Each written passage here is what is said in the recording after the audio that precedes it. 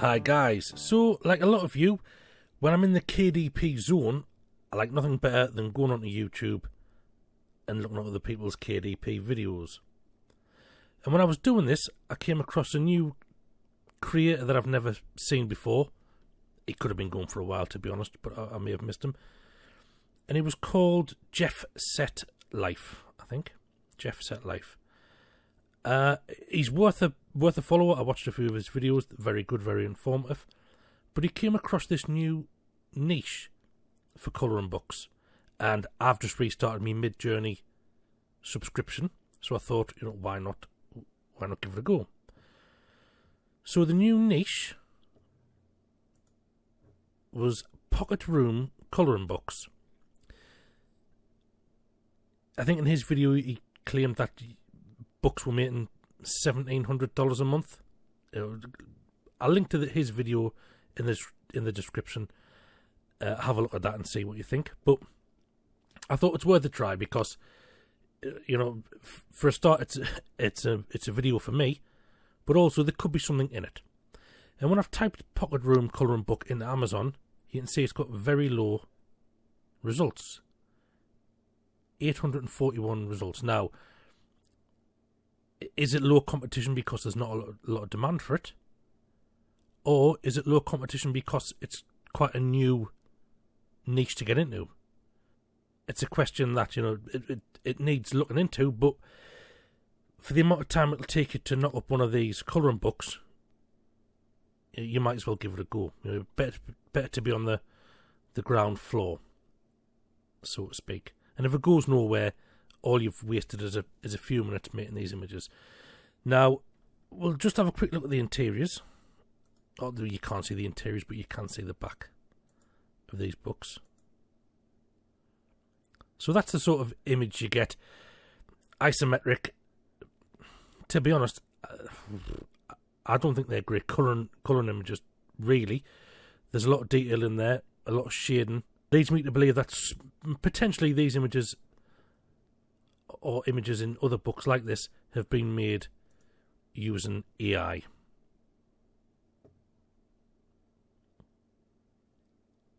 And there's quite a few. This one has 71 reviews.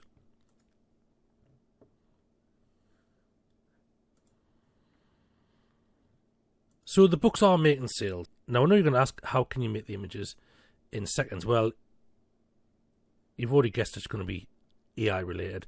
But I want to show you this. Creative Fabrica.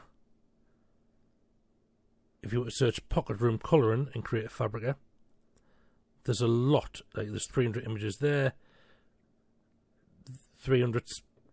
There's hundreds, thousands of images from Creative Fabrica you could take, use, and make into your own book.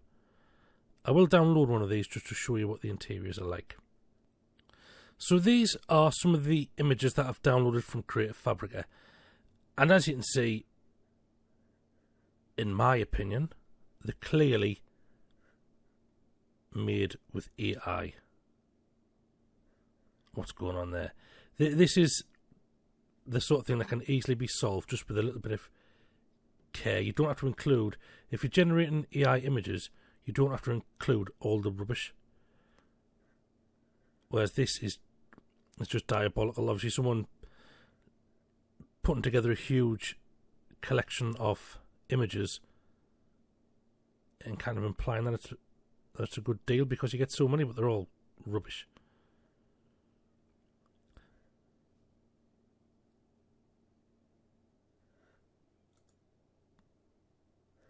Like this.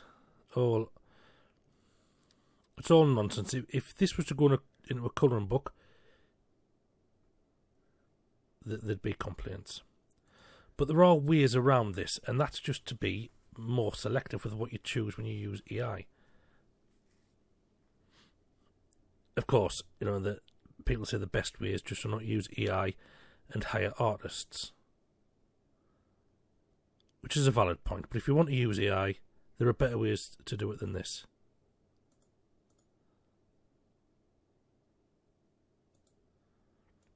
But this is a good example of the sort of images that we're going to be creating. It's going to be an isometric view, just a simple living room scene. And here we are in Midjourney. This is version 6. I think the last time I played around in Midjourney it was version 5.2. So I don't know exactly what's changed, but it certainly seems to be easier to create black and white colouring book style images. So you can see the prompt here: a colouring book image, black and white only, cozy room, isometric view.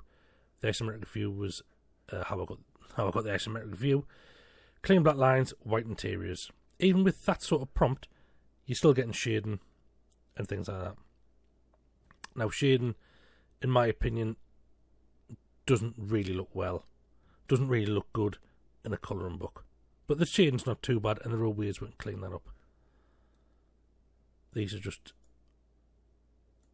So that's an upscaled version.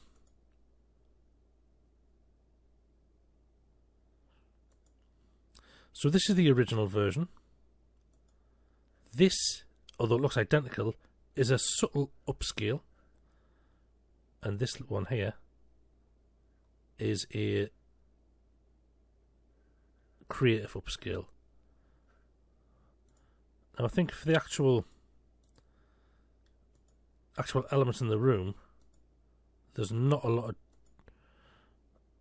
of difference. But the creative upscale does look cleaner. It takes out a few kinks in the sides. So if you're going to go down this route and using AI, use the creative upscale and you'll get a much better image. Here are some more I created. This one's more intricate. It's a bit cluttered and there's a little bit of nonsense with the light.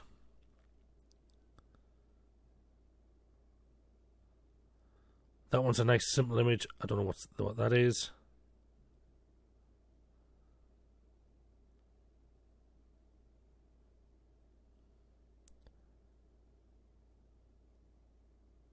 I do like this image. Looking at this image, I can't really see a lot wrong with it. So we'll try a creative upscale on there, and we'll just see what happens. Again, the prompts are all in the corner. They're all the same prompt. This one looks like a nice image. No errors, I don't think. There is shading, but we'll try and address that in the next step. We'll try a few more.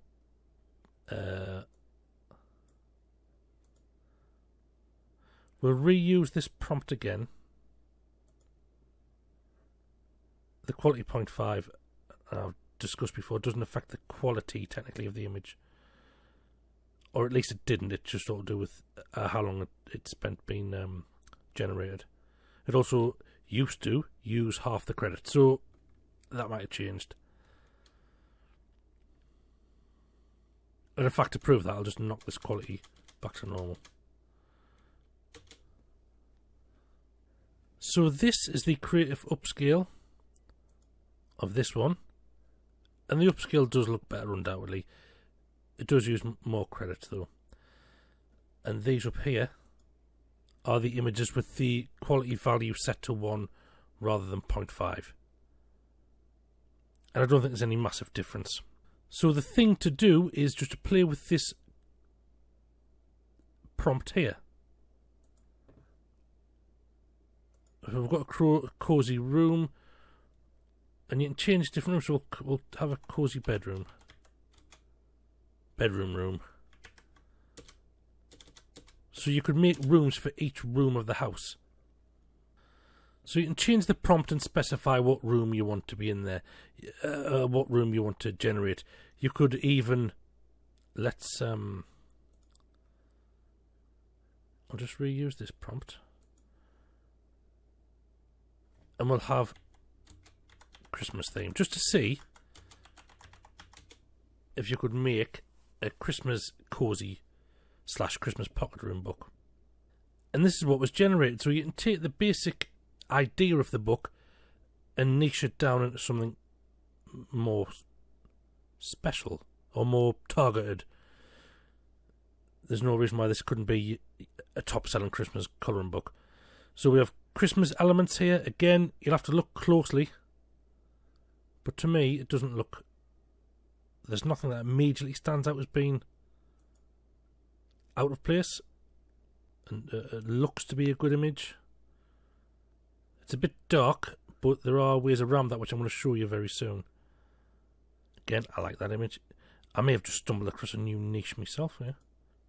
So once you've got the images you want, the next thing to do is to try and clean them up a bit. Now, you might be able to negative prompt some things out with this. If you use Photoshop, Adobe, the Adobe suite, you can use generative fill to delete bits, things that you don't want. But I'm just going to download some of these images, and then we're going to clean them up. We're going to clean them up in Canva, although there are other ways to do it, and I've made videos in the past about how to use the Affinity suite of softwares. You can do it in Photo, you can do it in Paint Shop, Coral Paint Shop. You can do it in lots of different softwares. We're going to do it in Canva, so I'll download some of these and I'll see you in Canva. So here is one of the images uploaded into Canva. This is the paid version of Canva, which you do need to use the upload feature. But I'm sure most people have already got Canva uploaded. So this is a good image. There's not any massive errors I can see. That's, I don't know what that is. We've got plants, we've got books, bowl on the table. Everything looks fine. The biggest concern is that there's a lot of shading going on around all of these books, around the settee arms. Now, it's not massive, to be honest. There were worse ones on that Creative Fabrica, and in fact, the books I showed you on Amazon, I looked through some more of them, and some of them have got a lot of shading on. But we're going to try and smarten this up. So the first thing we need to do is go to Edit Image, and then we want to click on the Adjustments panel. And these are the ones that we're just going to have a play about with them, really. See what's best. So we'll start off with brightness. We'll bring the brightness up, and as you can see, straight away, it removes most of the shading. It's got to find something that's a good level. You go up too high and you risk losing some of the black in the, like some of the lines appear to be thinner on the image. But we'll go full and we'll see what happens. I don't like contrast at all, so we'll leave that where it is.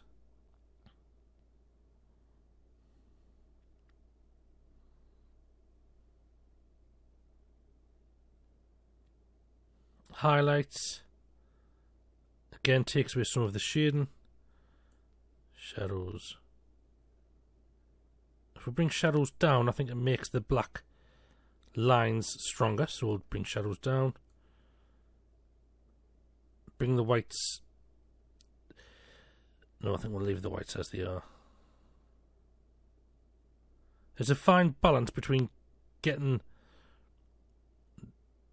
removing the shading, but then if you make it too white, it looks washed out. So you've just got to find what's best for you and your image. I'll keep that just there roughly. See, if we turn blacks all the way up and whites all the way up, it goes a bit intense. So straight away, we've cleaned up that image. We've taken away the shading, or most of it, without losing any of the integrity of the black outlines. And if you do that with each image you've selected, upscale them in Midjourney to get a better quality image, bring them to Canva or your software of choice, and make a few adjustments with the settings, and you get a much better quality image.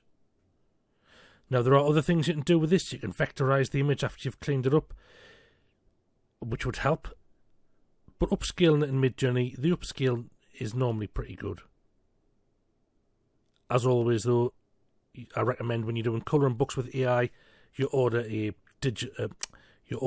proof copy of your book before you commit to publishing it. Now, if you're lucky enough to have access to Photoshop, you can edit things that you don't want there. So say for example you don't want this thing on the bed. I assume it's a newspaper. It might not be. Make a selection using the lasso tool. Generative fill.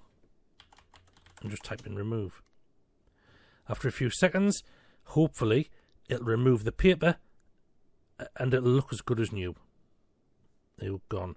You also have 3 options to see which looks better. I think that one looks the best, so that'll do me. And you can do it with other things. So what happens if we... I don't like that cable there, so let's remove that.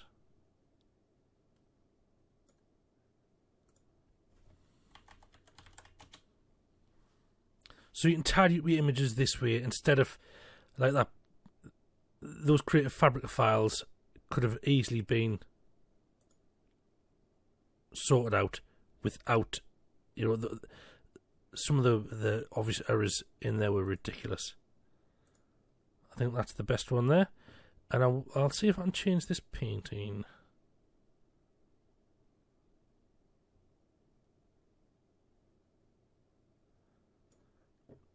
I'll just type in picture frame to see if it does it in the same style. It might do, it might not, and it'll do no harm to... Yep, that's not bad. It's not quite in the same style. That's more like it.